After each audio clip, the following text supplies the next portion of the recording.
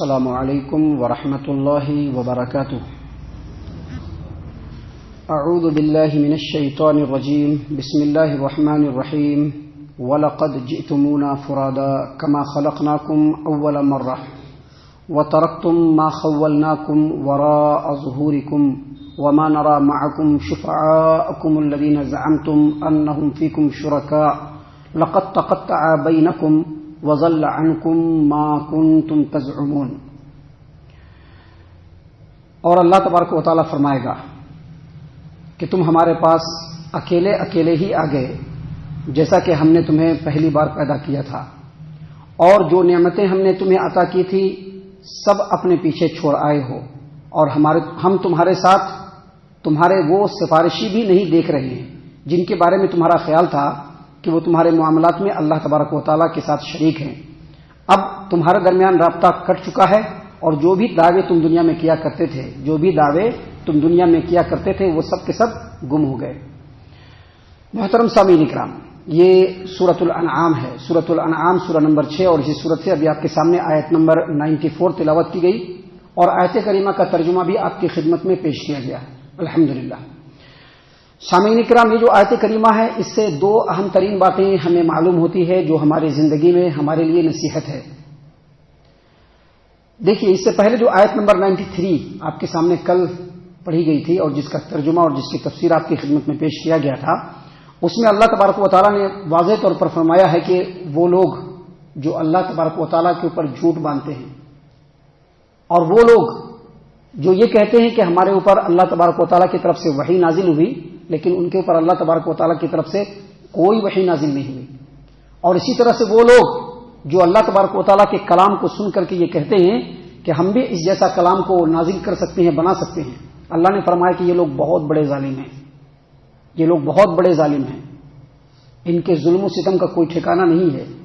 لیکن اس آیت کریمہ سے یہ پتہ چلتا ہے کہ یہ جو بڑے بڑے ظالم ہیں، ان تمام ظالموں سے بہت بڑے ظالم اور سب سے بڑھ کر کے ظالم وہ لوگ ہیں جو اللہ تبارک و تعالیٰ کے اختیار میں، اللہ تبارک و تعالیٰ کے تصرف میں دوسروں کو شریک ٹھہراتے ہیں، دوسروں کو اپنا مشکل کشا، حاجت روا سمجھتے ہیں، دوسروں کو اپنی بگڑی بنانے والا، کام بنانے والا سمجھتے ہیں، دوسروں کے سامنے نظر و نیاز پیش کرتے ہیں، اللہ تبارک و تعالیٰ کے ساتھ اپنے بزرگوں، اپنے ولیوں، اپنے بتوں اور دوسری چیزوں کو پکارا کرتے ہیں۔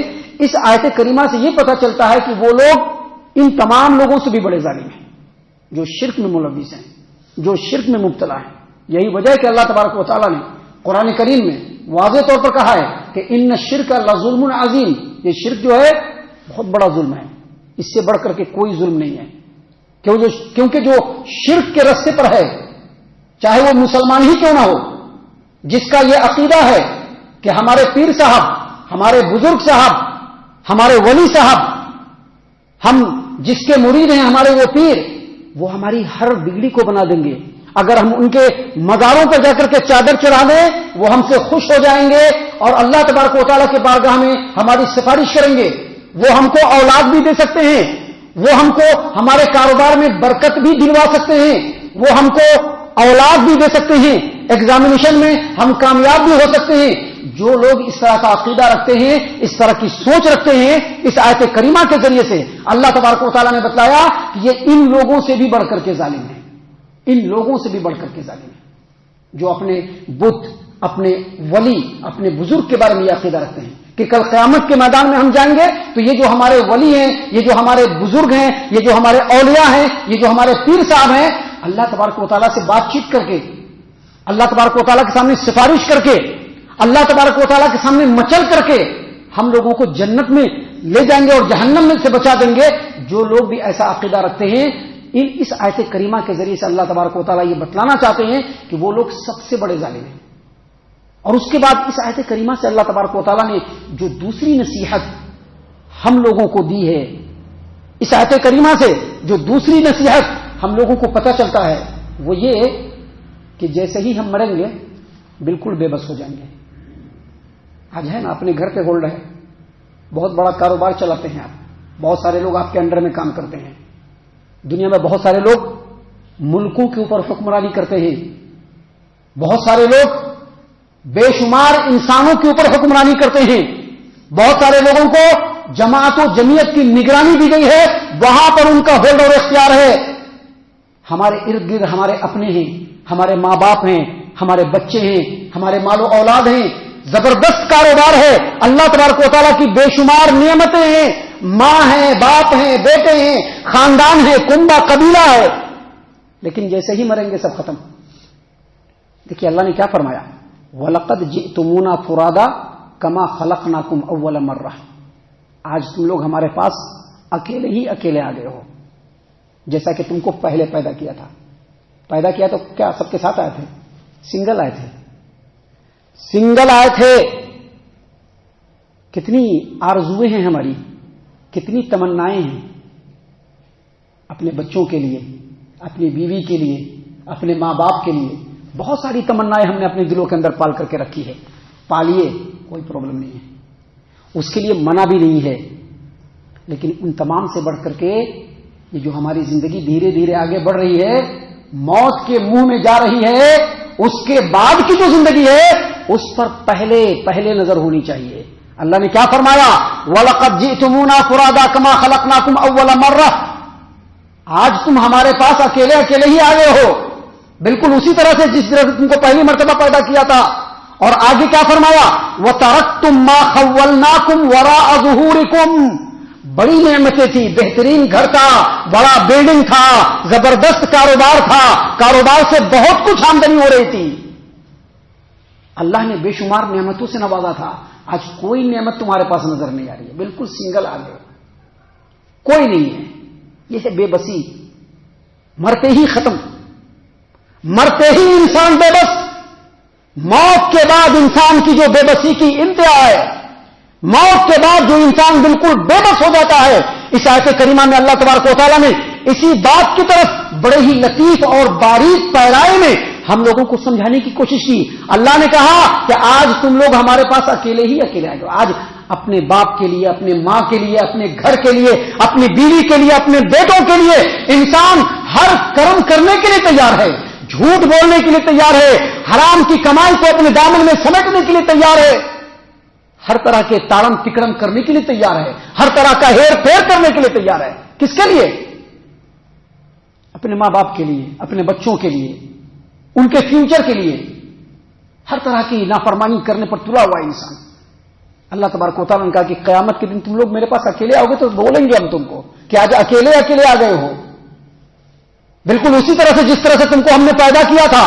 وَتَرَكْتُم مَّا خَوَّلْنَاكُمْ وَرَاءَ ظُهُورِكُمْ. اور دنیا میں جن نعمتوں سے تم کو ہم نے نوازا تھا, آج وہ نعمتیں بھی تمہارے پاس نہیں ہیں.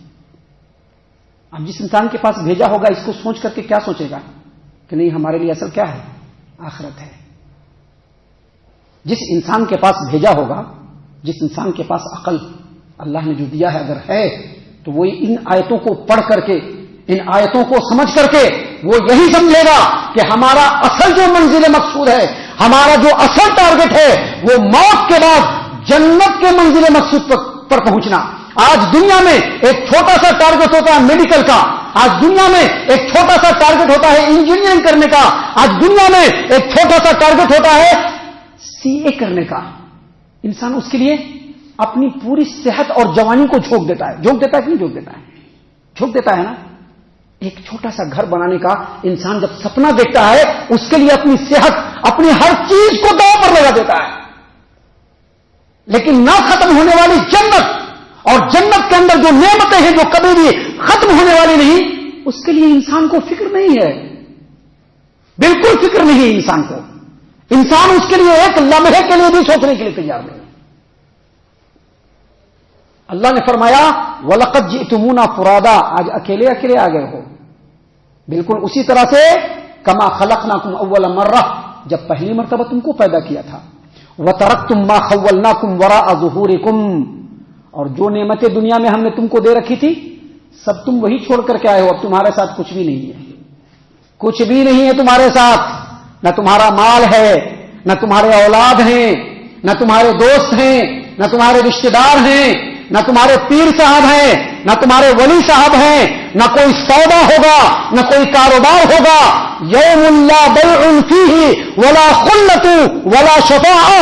آج ایسا دن ہے جس دن نہ تو کوئی سودا ہوگا، نہ کوئی دوستی ہوگی، اور نہ ہی کسی کی سفارش کام آئے گی.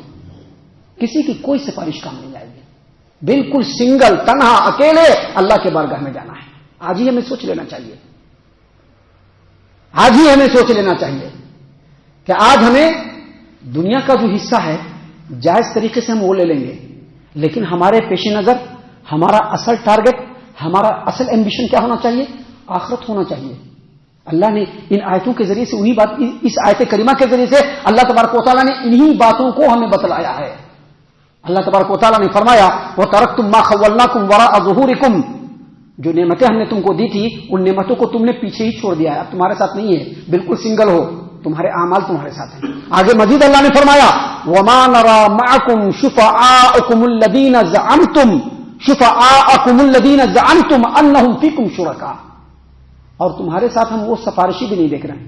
لوگ کہتے ہیں نا پیر صاحب ہمارا پورا بیڑا پار لگا دیں گے، کہتے کہ نہیں کہتے ہیں؟ ہمارے بزرگ صاحب ہمارا پورا بیڑا پار لگا دیں گے. ہمارے امام صاحب کے مسلک کو اگر ہم نے مان لیا تو امام صاحب کے مسلک کو ماننے کے بعد ہم کو تو مغفرت ملنا ہی ملنا ہے، ملنا ہی ملنا ہے مغفرت. ہماری سفارش کرائیں گے اللہ کے بارگاہ میں. اللہ نے کہا کہ ہم تمہارے ساتھ تمہارے وہ سفارشی بھی نہیں دیکھ رہے ہیں جن کے بارے میں تم بڑے بڑے دعوے کیا کرتے تھے دنیا میں کہ یہ جو ہمارے سفارشی ہیں یہ اللہ کے بارگاہ میں پہنچ کر کے اللہ سے سفارش کریں گے کیونکہ یہ اللہ کے ساتھ شریک ہیں. اللہ تبارک و تعالیٰ نے فرمایا لَقَدْ تَقَطَّعَ بَيْنَكُمْ.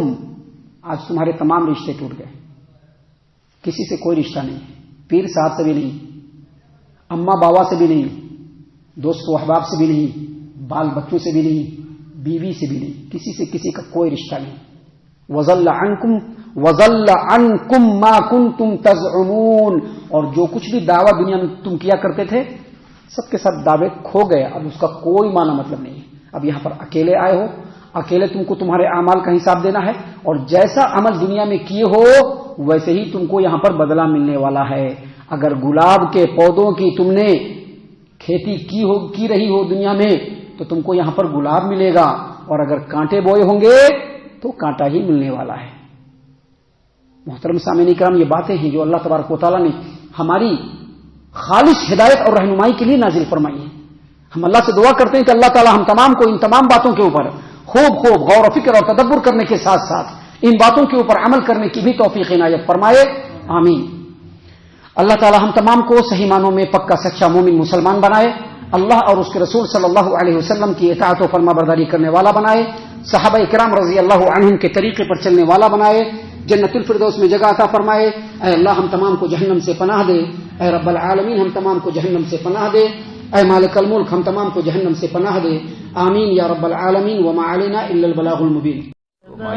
الذي نزل الفرقان على عبده ليكون للعالمين نذيرا